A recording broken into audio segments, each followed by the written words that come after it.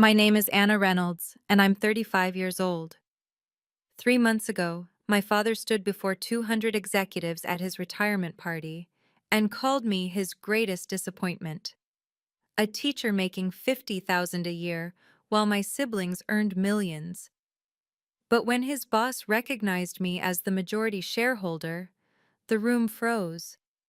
What happened next changed everything and cost my father $30 million.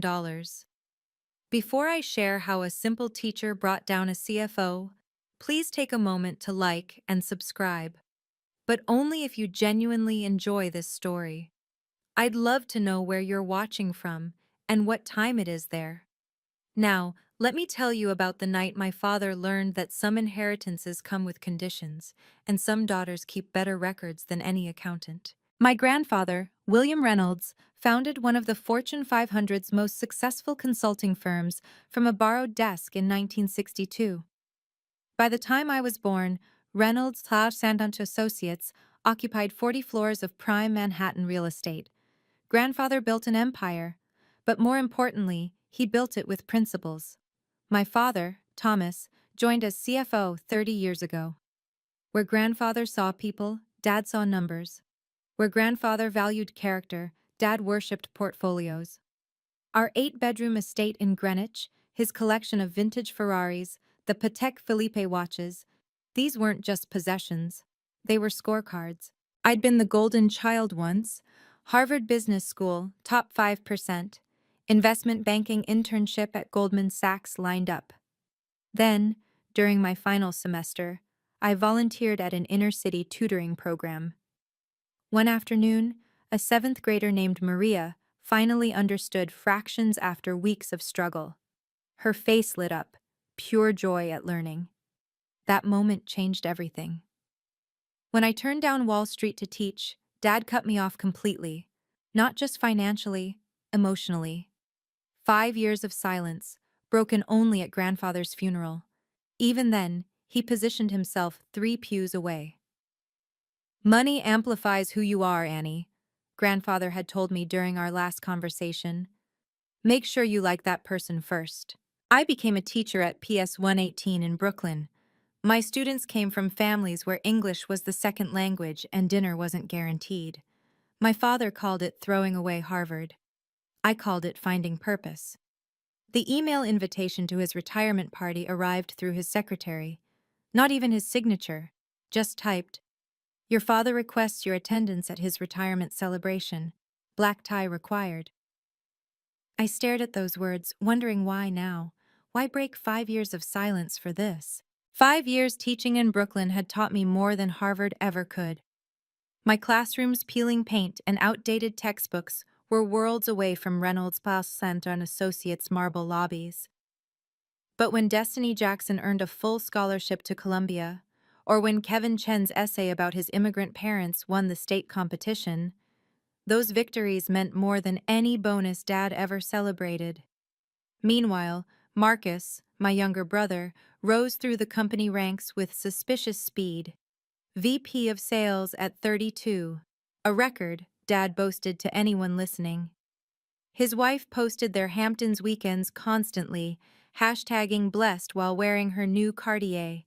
Sarah, my surgeon sister, maintained calculated distance from family drama, sending holiday cards but declining dinners. Strange things kept me tethered to that other world, though. Corporate emails still arrived in my inbox. Board meeting minutes, quarterly reports, shareholder updates. I'd tried unsubscribing twice. Ike claimed it was a system error that couldn't be corrected. The emails kept coming. "Ms. Reynolds, you heading to the teachers' union meeting?" Principal Martinez asked one Friday. "Can't tonight. Family obligation." She raised an eyebrow. I rarely mentioned family. The retirement invitation had included a handwritten note from Blackwood, the CEO. "Your attendance would be particularly appreciated, Ms. Reynolds." Particularly appreciated. Corporate speak for required. That evening, I graded essays about dreams deferred while my laptop displayed Reynolds Plunge Associates' latest quarterly report. Revenue up 12%. Marcus's division, however, showed irregularities I recognized from my banking days. numbers that didn't quite add up, contracts that seemed inflated. I printed everything, adding it to a folder I'd been building for a year. Just a teacher's habit, I told myself. We document everything. Sarah's Armani dress from 3 seasons ago still had the tags. "Take it," she'd said over the phone, her hospital pager beeping in the background. "I won't be staying long anyway." My 2010 Honda Civic looked absurd pulling up to the Ritz-Carlton. The valet's smirk wasn't subtle until he saw my last name on the invitation list. Then confusion replaced condescension. The lobby gleamed with the kind of wealth that whispered rather than shouted. Waterford crystal chandeliers, Persian rugs worth more than my annual salary. I recognized half the faces from Forbes magazine covers. "Anna?" Marcus's voice dripped surprise and something else. "Warning?" He stood by the elevator in his Tom Ford suit, Rolex Daytona catching the light. "Didn't think you'd actually show." "Dad invited me." "Dad tolerates you. There's a difference." He stepped closer, cologne aggressive and expensive. "Look, just don't make a scene, okay? This is important." "When have I ever made a scene?" He laughed, ugly and short. "Right, the invisible daughter. You know you're at table 17? By the kitchen. Sarah's at table 3 with the board members." Table 17. I wondered if they'd literally measured the maximum distance from the head table. His wife appeared, dripping in Hermes and judgment. "Is this your sister? The teacher?" She said it like diagnosing a disease. The ballroom doors opened, revealing a massive banner. Thomas Reynolds, 30 years of excellence. His photo, 20 feet tall, smiled down at the gathering crowd. 200 of New York's financial elite, here to celebrate a man who hadn't spoken to his daughter in 5 years. Marcus knew something I didn't. I could see it in his nervous energy, the way he kept checking his phone. His earlier warning wasn't brotherly concern. It was self-preservation. "Enjoy the party, Anna," he said, guiding his wife away. "While you can." The ballroom doors beckoned. Whatever waited inside, I was walking in with my eyes wide open. If you've ever felt judged for choosing purpose over profit, for picking passion over a paycheck, leave a comment below. I want to hear your story, and if this resonates with you, a simple like helps more people find this video. People who might need to hear they're not alone in choosing their own path. Now, let me show you what happened when I walked into that room full of people who measured worth in millions. Table 17 sat in the acoustic shadow of the kitchen doors, each swing releasing bursts of clanging plates. My table mates, junior analysts, and someone's confused great aunt, who kept asking about the vegetarian options. From here, my father's head table looked like a distant stage. The Macallan 25 flowed freely at the front tables. We got house wine. The beluga caviar didn't make it past table 10. We had bruschetta that had seen better days. Every detail screamed hierarchy. "Ladies and gentlemen," the MC began, "celebrating 3 decades of financial excellence." I counted. 7 tables between me and my father. 7 tables of strangers who mattered more.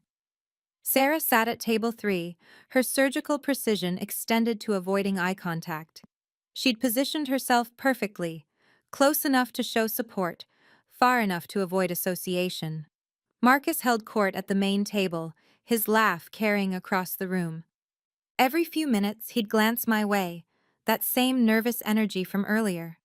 His wife whispered to the other trophy spouses, her diamonds catching the light with practiced movements. Around me, executives discussed deals worth more than entire school districts' budgets.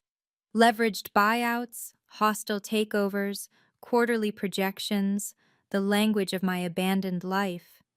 One mentioned casually closing a deal that would eliminate redundancies. Redundancies. People with families, dreams, mortgages.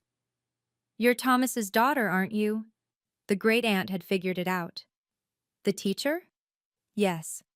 "How wonderful! Teaching shapes the future." She smiled genuinely. "Much more important than all this nonsense with numbers."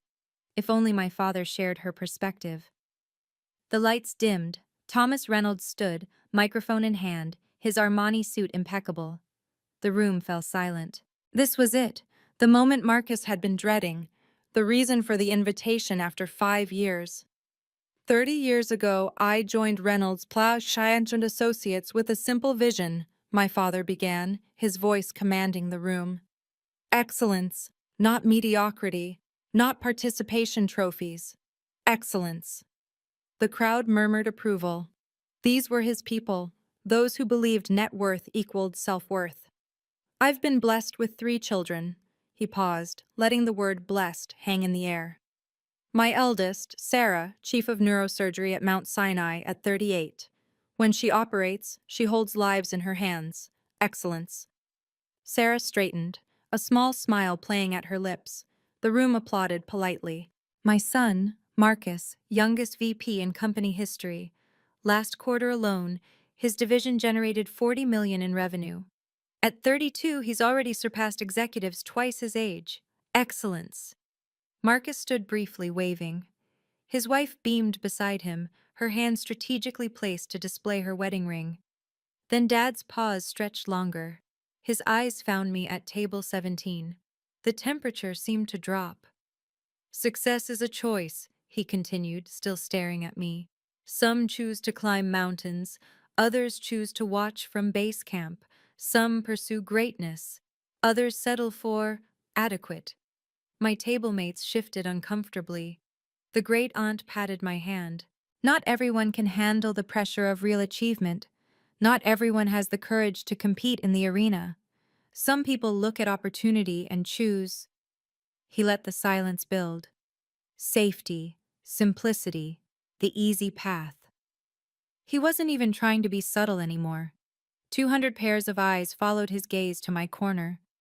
But tonight isn't about those who chose mediocrity. Tonight celebrates excellence, real achievement, the kind that builds empires, not classroom bulletin boards. Someone gasped. Several phones appeared, subtle recording lights glowing. Sarah finally looked at me, her face pale. This wasn't just rejection, it was public execution.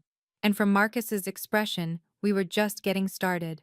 Let me tell you about potential, my father continued, his voice gaining momentum. Anna, my middle child, had everything. Harvard Business School, top of her class. Goldman Sachs wanted her. Morgan Stanley competed for her. She could have been somebody. The microphone's gold plating caught the light as he gestured toward my table. Instead, she chose to become a public school teacher. $50,000 a year. My secretary makes more. The parking attendant at my building probably takes home more. Nervous laughter rippled through the crowd. Wrong kind of laughter. Uncomfortable, not amused. I spent $300,000 on her education. $300,000. For what? So she could teach teenagers to read books they'll forget by next week? So she could grade papers in a studio apartment in Brooklyn? Sarah stood abruptly, then sat back down. Marcus whispered urgently to his wife. I tell you this as a cautionary tale, Dad continued, his face flushed now. Success requires courage. It requires ambition. When your children show weakness, when they choose failure, you have to accept the truth. Not everyone in your family will make you proud. The silence was suffocating. Even the kitchen had gone quiet. Some of you have children considering lesser paths. Teaching, social work, nonprofit nonsense. Show them what real success looks like. Don't let them waste their potential like, he pointed directly at me, like that disappointment sitting by the kitchen. I stood slowly. Every phone in the room tracked my movement. My legs felt steady despite the hammering in my chest. 3 years of facing down angry parents at conferences had prepared me for this moment. Anna, sit down, Dad commanded into the microphone. Don't embarrass yourself further. I kept walking toward the exit. Dignity intact, head high. My students deserved that from their teacher. That's right, run away, his voice followed me. Just like you ran from real responsibility, just like you ran from success. Then a voice cut through the room. Wait. Richard Blackwood, CEO of Reynolds Page Santon Associates, stood at table 2. Ms. Reynolds, are you Anna Reynolds? The A. Reynolds listed on our board? The room froze. My father's hand holding the microphone began to tremble. "I'm sorry?" I turned back, my voice carrying across the silent ballroom. Blackwood stepped forward, his presence commanding without effort.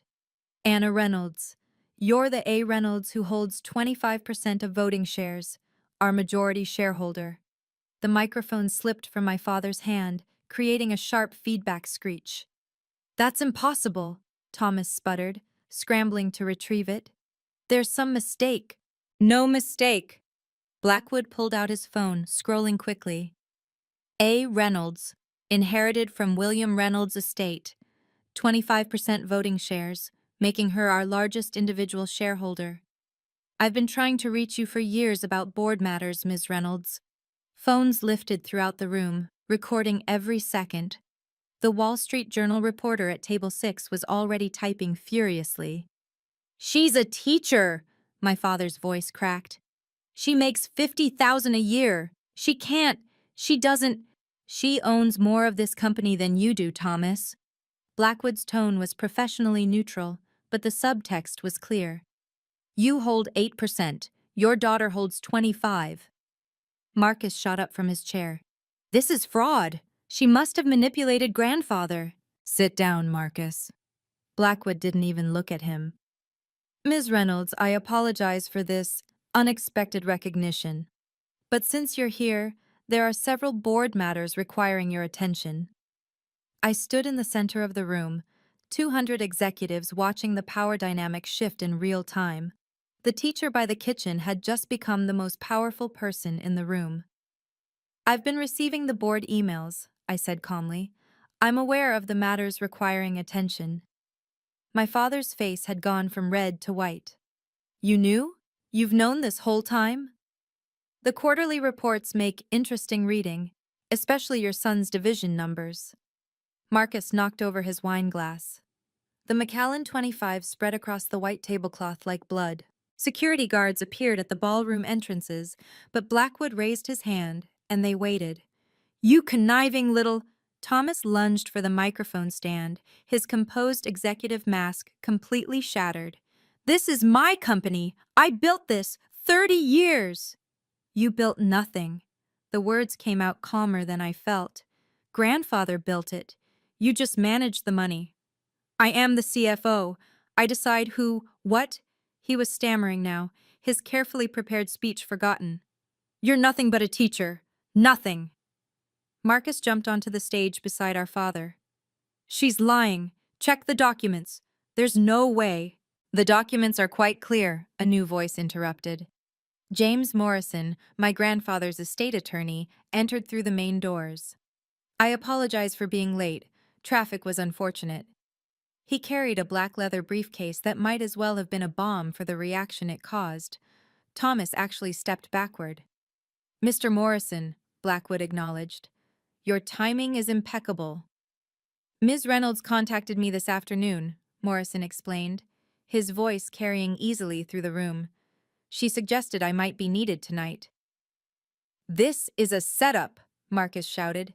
"She planned this." "Planned what, exactly?" I asked. "Being humiliated by my father? Being called a disappointment in front of 200 people? Yes, Marcus, I definitely planned that." Sarah finally stood, moving toward the center of the room. For a moment, I thought she might defend Dad. Instead, she positioned herself equidistant between us, still neutral, still calculating. "You can't do this," Thomas said, but the fight was leaving his voice.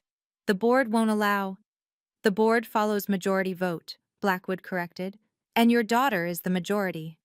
Security stepped closer, uncertain who they were supposed to protect or restrain. The entire retirement party had become a corporate coup, and everyone knew it. I took the microphone my father had dropped. The gold plating was still warm from his grip. "You're right, Dad. I am a teacher. 52,000 now, actually. We got a cost of living raise." My voice stayed steady, teaching voice, the one that could quiet 30 teenagers. "I teach 150 students each year. Last year, 30 went to college, first in their families." The room was silent except for the soft whir of phone cameras. "Destiny Jackson, full ride to Columbia. Kevin Chen, MIT Engineering Scholarship. Maria Santos, pre-med at NYU. Should I continue? Because I have 10 years of names, 10 years of futures I helped build. I set the microphone gently on the podium. You measure success in millions. I measure it in minds that learn to think, hearts that learn to hope. And yes, I'm also your majority shareholder. Grandfather made sure of that. Thomas's mouth opened and closed like a landed fish. I teach my students that actions have consequences, I continued, walking toward the exit. Even for CFOs, especially for CFOs who forget that family means more than portfolios. Where are you going? Blackwood called out. To grade papers. I have essays on King Lear due tomorrow. Seems appropriate, a father who misjudged his daughters. I paused at the door. Mr. Morrison, should we proceed with the other matter? The attorney smiled slightly. The codicil to your grandfather's will? I believe now would be the perfect time. Thomas grabbed the podium for support. What codicil? The one triggered by actions taken tonight, Morrison replied, opening his briefcase. Clause 47B, regarding family conduct and moral obligations. The ballroom erupted in whispers. I walked back to the center, no longer the disappointment by the kitchen. Morrison set his briefcase on the nearest table, the locks clicking open with theatrical precision. Mr. Reynolds, you were present for the primary reading of your father's will 10 years ago. Every word, Thomas snapped. I know what I inherited. I know what she inherited. You know what you were told about. Morrison pulled out a sealed envelope, the wax seal still intact. This codicil was added 6 months before William Reynolds passed, to be opened only under specific circumstances. He broke the seal with a letter opener. The crack echoed through the silent ballroom. William Reynolds, being of sound mind and body, hereby amends the distribution of assets with the following conditional clause. Morrison's reading voice was practiced, emotionless. Should my son, Thomas Reynolds, publicly humiliate, disparage, or attempt to diminish any of his children, particularly in a professional setting, all inherited assets shall immediately transfer to the affected party. Thomas went white. That's not legal. You can't. Furthermore, Morrison continued, this includes any deferred compensation, pension rights, or stock options derived from positions obtained through family connections. He can't reach forward from the grave! Thomas's voice had gone shrill. I earned my position. Your position as CFO? Morrison looked up. The position your father secured for you 30 years ago? That position? Marcus tried to edge toward the exit. 2 security guards stepped into his path. There's more, Morrison said. Should such behavior occur at a company event with board members present, it shall be considered a breach of fiduciary duty, triggering immediate review of employment terms. Blackwood was already on his phone. Legal? Yes. We need you in the Madison Ballroom. Now. Sarah finally spoke. Dad, you should stop talking. Anything you say? I don't need advice from any of you, Thomas roared. Then quieter to Morrison. How much did she pay you? Morrison's expression didn't change. Your father paid me, Mr. Reynolds, 10 years ago, to protect his grandchildren from exactly this. Let me read the specific trigger clause, Morrison continued, his voice cutting through the chaos. Clause 47B, subsection 3. If Thomas publicly declares any of his children a disappointment, failure, or embarrassment in front of business associates, all my shares previously allocated to him transfer immediately to the wronged party. The math was simple and devastating. Dad's 8% plus the 15% grandfather had left in trust. All of it would go to me. Combined with my existing 25%, I would control 48% of Reynolds' Science Associates. This is entrapment, Thomas shouted. She knew. She came here knowing. I came because you invited me, I said quietly. After 5 years of silence, you invited me to watch you call me a failure. I didn't know you'd actually do it. But you suspected, Sarah said, not accusingly, just stating fact. Grandfather knew him better than anyone. I turned to Morrison. When did he add this codicil? 6 months before his death. After Thomas prevented you from attending the company Christmas party, citing family embarrassment. A collective intake of breath from the crowd. Several board members were whispering urgently. He said if Thomas ever did it publicly, with witnesses, you'd need protection. Morrison pulled out another document. He also left this letter to be read only after the clause was triggered. Don't, Thomas pleaded. Please. Morrison unfolded the paper. My dear Annie, if you're hearing this, your father has finally shown his true nature to the world. I'm sorry you had to endure it. But now you have the tools to fix what he's broken. The company needs a heart again. Teach it well. All my love, grandfather. I had to sit down. Sarah brought me water, the first sisterly thing she'd done in years. This can't be legal, Marcus protested. Conditional inheritance based on behavior? Completely legal. Blackwood's legal team had arrived. Moral turpitude clauses are well established in estate law. Then I challenge it, Thomas declared. I'll fight this in court. With what money? Morrison asked mildly. Your assets are frozen pending transfer, effective immediately. Emergency board meeting, Blackwood announced. All board members to the executive conference room, now. The exodus from the ballroom was swift and purposeful. 7 board members were present, enough for a quorum. They moved like sharks, scenting blood in the water. The executive conference room was everything the ballroom wasn't. Serious, imposing, built for decisions that moved millions. The mahogany table could seat 20, but tonight, only 9 of us gathered. The Reynolds Paulstown Associates seal dominated the far wall, my grandfather's vision carved in brass. Ms. Reynolds, Blackwood gestured to the chair at the head of the table. That's your seat now. My father made a choking sound. That had been grandfather's chair, then his for special meetings. Now it was mine. I sat down slowly, feeling the weight of it. The leather still smelled expensive, authoritative. From this angle, I could see everyone's faces, and they could see mine. Before we proceed, I said, reaching for my own briefcase, a battered leather bag that had seen me through a decade of teaching. There are some documents the board should review. Thomas laughed bitterly.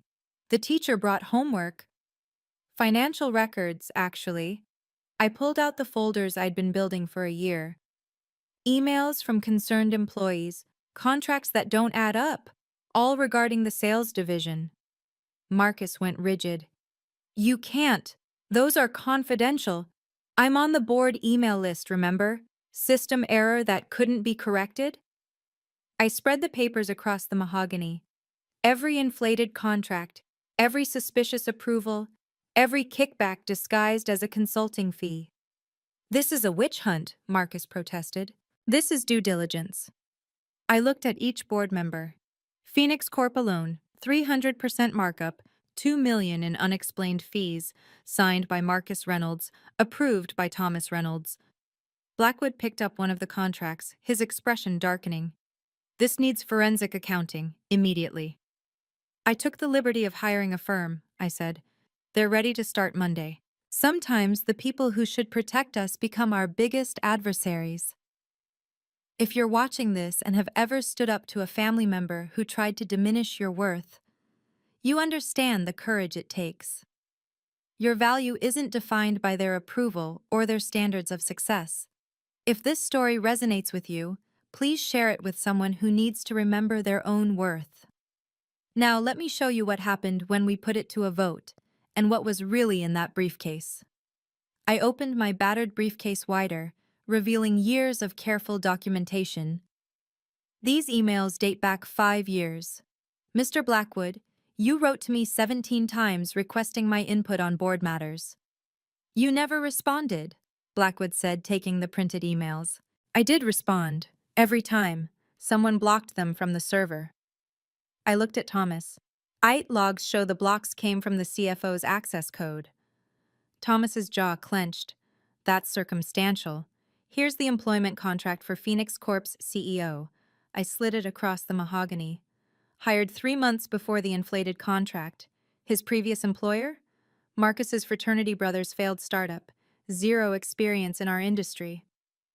Board member Janet Williams, who'd been silent until now, picked up another document. This invoice. It's for services that our internal team provides. We paid $2 million for work we do in-house. Check who approved it, I suggested. Thomas Reynolds, CFO. She looked up sharply. This is embezzlement. Careful with accusations, Thomas warned, but his voice had lost its power. Or what, Dad? You'll call me a disappointment? I pulled out the final folder. 7 years of questionable transactions, all requiring CFO approval, all benefiting Marcus's division numbers. Marcus stood abruptly. I need to call my lawyer. Sit down, Blackwood commanded. No one leaves until we vote. I spread out the last documents, photographs of Marcus at expensive dinners with vendors, receipts from trips that were supposedly business but were clearly personal, emails discussing appreciation fees. Every document is authenticated, I said, every email verified through our servers, every contract cross-referenced with actual deliverables. I may be just a teacher, but I taught myself forensic accounting at night. Grading papers is excellent training for spotting inconsistencies. Sarah finally spoke from her seat. How long have you known? Since the first suspicious email hit my inbox 2 years ago. I waited, documented, and prepared. Just like grandfather taught me, patience and thoroughness win the long game. The Phoenix Corp contract is just the beginning, I continued, pulling out a spreadsheet. Marcus, would you like to explain the Newport Electronics deal or the Riverside Consulting arrangement? Marcus's face had gone from red to gray. Those were legitimate business. Legitimate? I held up an email. This is from Newport's CEO thanking you for the generous finder's fee. $800,000 deposited into an account in the Caymans. Blackwood snatched the paper. This is dated last month. The pattern goes back 3 years, I said. Every quarter, Marcus's numbers looked spectacular. But the actual revenue? I showed them another chart. 40% never materialized. It was all paper profits, inflated projections, and contracts that were canceled after the quarterly reports. You're lying, Marcus said weakly. Am I? I pulled out my phone. Should I play the voicemail from David Chen at Phoenix? He's willing to testify about the kickback structure. He kept recordings, too. Thomas slammed his hand on the table. This is a conspiracy. You planned this whole... I planned nothing. I documented everything. There's a difference. I looked at each board member. Reynolds, Schwass and Associates is hemorrhaging money through a corrupt sales division. The CFO either knew and approved it or was grossly negligent. Either way, he's finished, Blackwood completed. Ms. Reynolds, I motion for an immediate vote of no confidence in Thomas Reynolds as CFO.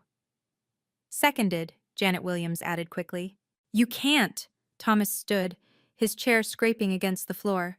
I have a contract, 30 years of service. Your contract has a morality clause, Morrison interjected from his seat. Breach of fiduciary duty voids all severance packages. The vote was swift. 6 in favor, 1 abstention. Sarah couldn't bring herself to vote, but wouldn't defend him either. Thomas couldn't vote on his own fate. Motion carried, Blackwood announced. Thomas Reynolds, you are terminated as CFO effective immediately. Security will escort you to clear your office. Marcus tried to slip toward the door. I should go. Stay exactly where you are, Blackwood commanded. We're not done with you. As majority shareholder, I said, standing slowly, I call for a formal vote of no confidence in Thomas Reynolds as CFO, based on gross negligence and breach of fiduciary duty. The board members exchanged glances. This was beyond a family squabble now. This was corporate governance at its most serious. The motion has been made and seconded, Blackwood said formally. Discussion. Janet Williams spoke first. The evidence is overwhelming. If even half of this is verified, we're looking at SEC violations. It's all verified, I assured her. Every document, every transaction. The forensic accountants I hired worked pro bono. They're former students of mine, now at Ernst & Young. They wanted to help their teacher. Thomas laughed bitterly. Your students, of course. All those in favor of removing Thomas Reynolds as CFO? Blackwood asked. 6 hands raised immediately. Sarah abstained, staring at her hands. Thomas couldn't vote on his own termination. Motion carried, Blackwood announced. Mr. Reynolds, your employment is terminated immediately. Your office will be sealed pending investigation. 30 years, Thomas whispered. I gave 30 years. You took 30 years, I corrected. From the company, from employees, from your family. Grandfather built this company on integrity. You turned it into your personal ATM. Security appeared at the door. They'd been waiting outside. Your company property, Mr. Reynolds, one said professionally. Keys, access cards, company phone. Thomas's hands shook as he removed his keyring. The corporate Amex Black Card. His phone with all those important contacts. Each item stripped away another layer of his identity. The car is leased through the company, Blackwood added. You'll need to arrange alternative transportation. This is your doing, Thomas pointed at me, his finger trembling. You destroyed your own father. No, Dad, you destroyed yourself the moment you decided your children's worth was measured in dollars. I just documented it. Marcus tried once more to leave. This time, different visitors appeared at the door, FBI agents in dark suits. Marcus Reynolds? We have questions about your dealings with Phoenix Corp. The walk back to the ballroom felt like crossing into another world. 200 guests remained, phones in hand, waiting for the conclusion of the most dramatic retirement party in Manhattan history. I entered flanked by board members, while Thomas shuffled behind with security. The contrast wasn't lost on anyone. The teacher who'd been sitting by the kitchen now walked with the power brokers, while the CFO who'd commanded the room was being escorted out. Blackwood took the microphone. Ladies and gentlemen, the board of Reynolds Haas and Associates has voted. Effective immediately, Thomas Reynolds is no longer CFO. Gasps rippled through the crowd. Several reporters were already typing furiously. Furthermore, Blackwood continued, Anna Reynolds, as majority shareholder, will be taking an active role in company oversight during this transition. I stood beside him, no longer trying to hide at table 17. The spotlight that had hunted me earlier now felt less threatening. These people had witnessed my humiliation. Now they'd witness my vindication. Thomas stood near the exit, security flanking him. His earlier arrogance had crumbled into something pathetic. The man who'd measured worth in millions was worth nothing now. I want to be clear, I said, taking the microphone. This isn't about revenge. It's about accountability. Reynolds Pond and Associates was built on principles my grandfather held sacred. Integrity, family, and lifting others up. Tonight, we return to those values. Marcus was being led out in handcuffs, his wife trailing behind, her designer heels clicking frantically. This isn't over, she shrieked. We'll sue! Ma'am, please step back, an FBI agent said firmly. The Wall Street Journal reporter raised her hand. Ms. Reynolds, will you be taking over as CEO? I'm a teacher, I replied simply. I'll remain a teacher, but I'll also ensure this company operates with the ethics my grandfather intended. The room seemed to exhale collectively. The teacher hadn't come to conquer. She'd come to clean house. Sarah approached me for the first time in 5 years, her surgeon's composure cracking. Anna, She stopped, started again. I knew. About the contracts, about Dad's behavior. I knew, and I said nothing. I know, I said quietly. Her eyes widened. You know? Grandfather left you a letter too, didn't he? She nodded, tears finally spilling. 3 years ago. His lawyer sent it on a specific date. It said I'd know when to stand up or stand aside, that my silence would be complicity unless I chose otherwise. And tonight? I abstained. I couldn't vote against him, but I couldn't support him either. She pulled me into an unexpected hug. He called you his quiet warrior, Anna. Said you had Mom's heart in his mind. Said you'd save the company from itself.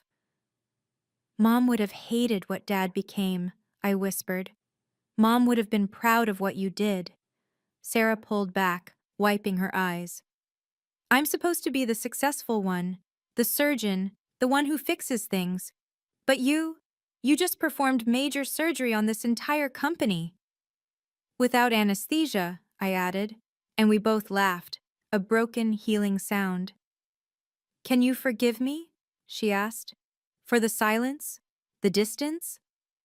We're family, I said. Complicated, messy, damaged family, but still family. Still, behind us, Thomas was being escorted to the parking garage. His shoulders slumped, his empire collapsed. The man who'd stood at that podium an hour ago, dispensing judgment like a king, was now just a terminated employee with a pending FBI investigation. He'll need a lawyer, Sarah said, watching him go. He'll need more than that, I replied. He'll need to learn what grandfather tried to teach him, that worth isn't measured in dollars. Marcus tried to make his escape through the parking garage, but the FBI had anticipated that. They waited by his Porsche 911 Turbo, another company lease about to be reclaimed. Mr. Reynolds, the lead agent said calmly, we need to discuss your relationship with Phoenix Corp, Newport Electronics, and several offshore accounts. I want my lawyer, Marcus shouted, his golden boy image shattering completely. You'll have that opportunity, the agent replied, producing handcuffs. Marcus Reynolds, you're under arrest for wire fraud, embezzlement, and conspiracy to commit financial crimes. His wife, designer dress now seeming like costume jewelry, screamed, This is that bitch's fault. Anna did this. She's jealous because we have everything and she's nothing. Ma'am, your husband stole millions, the agent said flatly. His sister reported evidence of financial crimes. That makes her a whistleblower, not nothing. Thomas watched his son being placed in the FBI vehicle, his face cycling through emotions, shock, anger, and finally, devastating recognition. His golden boy, the one he'd praised from the podium, the youngest VP in company history, was going to federal prison. Are you happy now? Thomas asked me, his voice broken. You've destroyed everything. I documented everything, I corrected. You and Marcus destroyed it all by yourselves. I just refused to let you bury it. The crowd from the ballroom had spilled into the lobby, phones recording everything. Tomorrow's Wall Street Journal headline was writing itself. Teacher takes down corrupt CFO father at retirement party. Mr. Reynolds, another agent approached Thomas. We'll need you to come in for questioning as well. Monday morning, 9 a.m. Bring your attorney. Thomas looked at me one last time. Your mother would be ashamed. My mother valued honesty above wealth, I replied. She would have done this years ago. He had no response to that. Security led him to a taxi. His Mercedes was already being impounded as evidence. In the lobby, with 200 witnesses and dozens of phone cameras rolling, Thomas Reynolds did something I'd never seen in 35 years. He dropped to his knees. Anna, please. His voice cracked, all executive authority gone. I'm your father. Doesn't that mean anything? It meant everything, I said quietly. That's why this hurts so much. I made mistakes. You made choices. For 30 years you chose money over family. You chose status over love. You chose to humiliate your own daughter because she didn't fit your definition of success. One mistake. He was crying now, this man who'd never shown emotion beyond greed or anger. Don't let one mistake destroy everything I've built. One mistake? I pulled out my phone. Should I read the emails? 5 years of emails calling me a disappointment? The Christmas card where you photoshopped me out of the family photo? The letter to Harvard asking them to revoke my degree because I wasted it? Gasps from the crowd. Even the security guards looked uncomfortable. Or should we talk about Marcus? How you taught him that cheating was just aggressive business? How you signed off on every fraudulent deal because it made the numbers look good? I'm 62 years old, he pleaded. This is all I have. My career, my reputation. Your career built on grandfather's foundation. Your reputation built on lies. I knelt down to meet his eyes. You taught me that weakness deserves no mercy. Your words, Dad, at every report card that wasn't perfect, every achievement that wasn't enough. I was preparing you for the world. You were preparing me for your world. A world where love is conditional, where worth is measured in portfolios, where family is just another asset to leverage. Please, he whispered, what will I do? Learn, I said, standing. Learn what your father tried to teach you. Learn what your children needed from you. Learn that it's never too late to choose differently, though it might be too late to escape consequences. Morrison approached with another document. Mr. Reynolds, there's one more matter. Morrison held the final document like a surgeon's scalpel. Your employment contract with Reynolds Santer Associates, Mr. Reynolds, Section 15, subsection 3A. Thomas struggled to his feet, his expensive suit wrinkled beyond salvation. My severance package, $30 million in deferred compensation. You can't touch that. Actually, Morrison read, upon termination for cause, including but not limited to breach of fiduciary duty, all deferred compensation, pension benefits, and stock options are immediately forfeited. The number hung in the air. $30 million, gone. But that's my retirement, my entire future. Your future was built on your children's backs, I said. On employees you underpaid while you overpaid yourself. On deals that enriched you personally while hurting the company. Blackwood stepped forward with his legal team. We've already frozen all accounts pending investigation. Your company credit cards are canceled. The corporate apartment must be vacated by week's end. The apartment is mine. I paid for it. The company paid for it, Blackwood corrected. You just lived in it. Thomas turned desperately to the crowd, searching for allies. These people had laughed at his jokes, celebrated his deals, envied his success.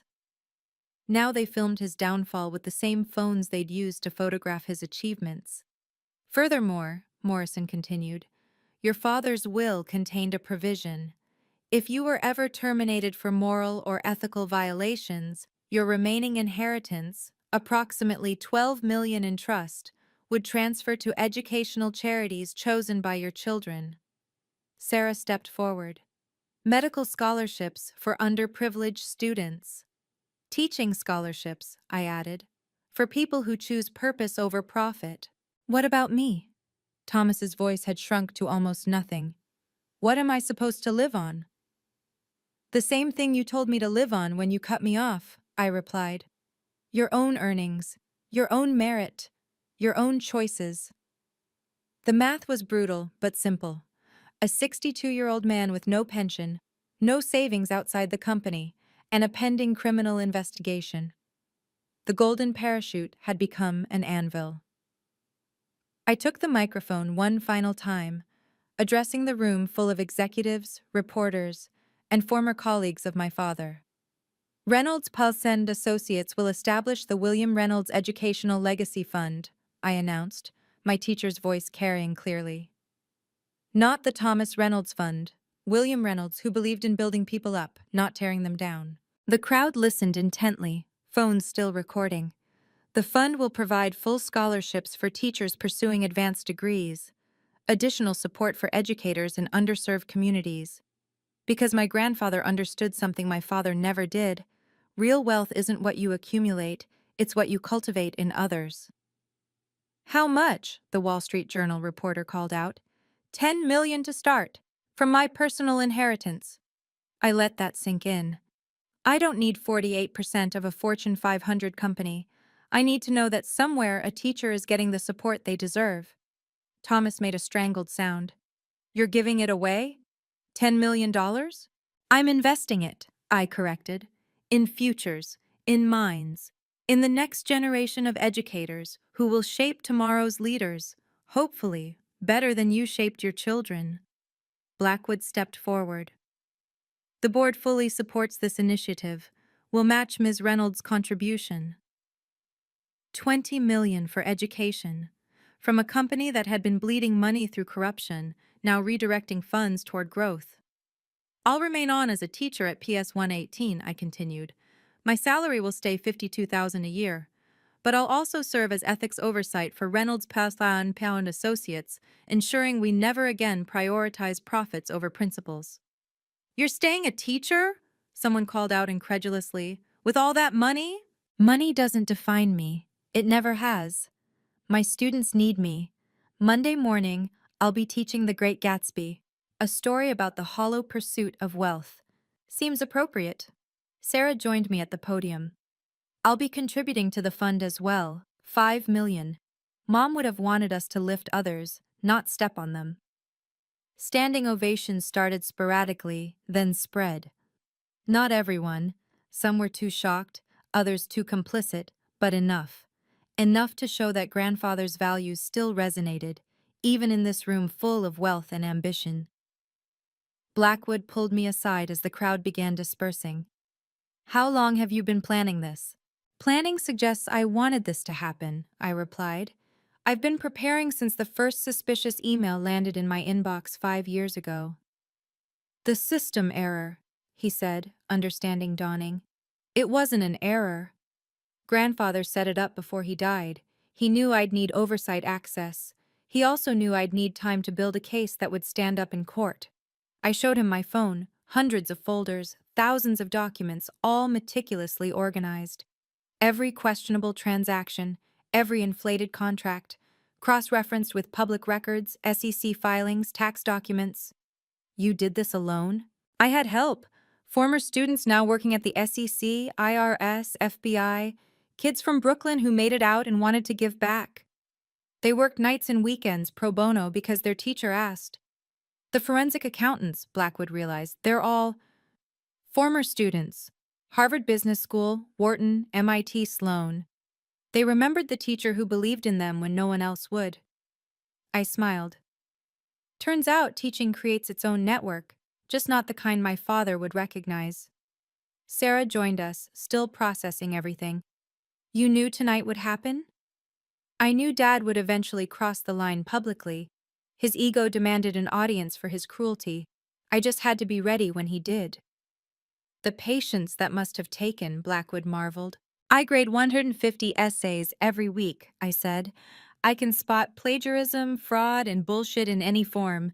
Corporate fraud was actually easier. At least numbers don't write run-on sentences. Morrison approached with final papers. Ms. Reynolds, the transfers will be complete by Monday. Your father's assets, the trust funds, everything. 48% of a Fortune 500 company, Blackwood said. You could be CEO. I already have a job, I replied. One that actually matters. The valet who'd smirked at my Honda Civic 3 hours ago now stood at attention as I approached. The same car, the same teacher, but everything had changed. Your vehicle, Ms. Reynolds, he said formally, having clearly heard what happened inside.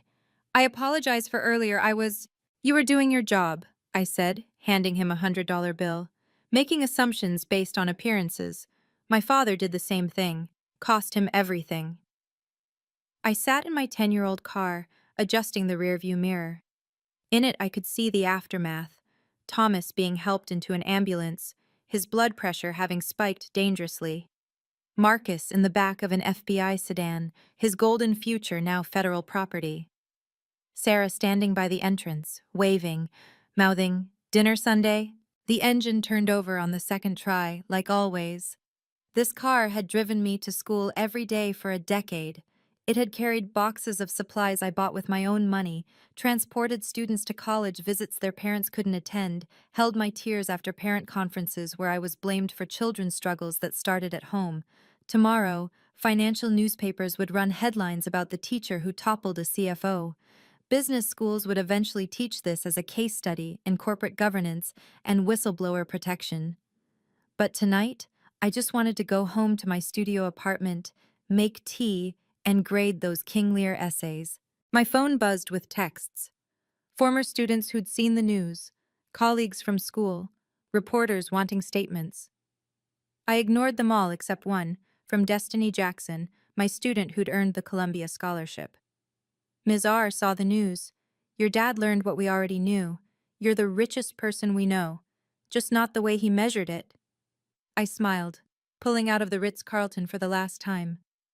Behind me, an empire had crumbled. Ahead, 30 essays waited about a king who gave power to the wrong daughters and lost everything. Shakespeare would have appreciated the irony. Grandfather definitely would have.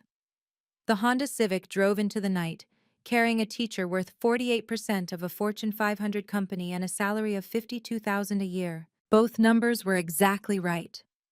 6 months later, I stood in the same classroom where I'd always stood, teaching the same students I'd always taught. The peeling paint had been covered with student artwork. The outdated textbooks supplemented with donations from the William Reynolds Educational Legacy Fund. "Ms. Reynolds," Principal Martinez said, stopping by during my free period. "You know you don't have to be here, right? You could be running a Fortune 500 company." "I am running something," I replied, gesturing to my classroom. "Tomorrow's Fortune 500 leaders are sitting in these desks." The news had been relentless for weeks after the party. Thomas Reynolds, sentenced to 3 years minimum security for financial crimes. Marcus, 5 to 7 years in federal prison, his wife having divorced him and taken what little remained. The company's stock had risen 40% under new ethical leadership. 50 teachers had received full scholarships in our first round of funding. Sarah and I had dinner every Sunday now, rebuilding what decades of our father's poison had destroyed. She'd started a free clinic with her portion of the inheritance. "Your dad?" Martinez asked gently. "Minimum security in Connecticut. He writes letters I don't read. Sarah says he's taking accounting classes, trying to understand where he went wrong. Will you forgive him?" "Forgiveness isn't mine to give. It belongs to everyone he hurt. Employees he cheated, family he destroyed, principles he betrayed." I straightened tomorrow's lesson plan on my desk. "But I hope he learns. Grandfather would want that." A student knocked, Kevin Chen, whose MIT acceptance had come through. "Ms. R, could you look at my scholarship essay?" "Of course." Martinez smiled. 52,000 a year. You could have billions." "I have everything I need," I said. "Grandfather knew that. Dad never learned it. Maybe that's the difference between building something and just managing it." She left me with Kevin, who'd written about overcoming assumptions, about teachers who see potential where others see statistics. It was a good essay. It would be better with revision. Everything could be.